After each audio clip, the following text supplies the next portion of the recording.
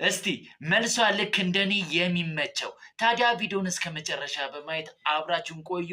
ወደ ቪዲዮ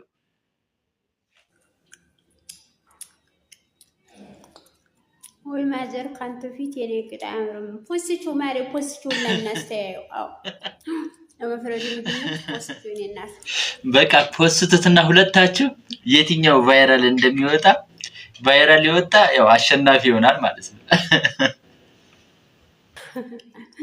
ወይ ዳመጓትና ከኔ ፊት የሚያምርክት ካለች ታዲያ ለምንድን ነው ቆመች ሆነሽ የቀረሽውና ምን ነው ህይወትሽን ማቀየርበት ምን ይሰራል ተቀምጦ?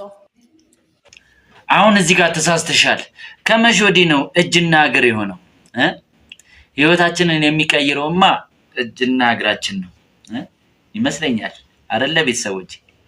ለማንኛው ሐሳብ አስተያየታችሁ ኮሜንት ሴክሽን ላይ ያስቀምጣችሁ ላይ ምን ቀንሰው ምን ጨምረው ካለ ኮሜንት ላይ ያስቀምጣችሁ ላይ ላይክ ሼር ፌቨራይት ማድረጋችሁን እንዳትረሱ።